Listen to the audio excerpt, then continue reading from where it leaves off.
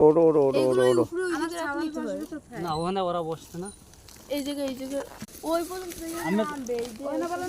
ওই পর্যন্ত বেড়ায় যাই আর যাইবে না এই জন্য তো ঝামেলাটা আমনে ওঠেন না হ্যাঁ সামনে তোর এক রিকশায় আমরা কতজন উঠছি দেখেন আসলে এরকমের উপভোগ কেউ করছেন কিনা জানি না অনেক লোক আছে জায়গায় অনেক মজা এভাবে চড়াটাই চাউলের বস্তা চাউলের বস্তাও আছে চাউলের বস্তাও আছে লগে ফ্যামিলি ট্যুরে যাইতে হ্যাঁ আরো আছে খবর দিয়ে আনতে আছি আল্লাহ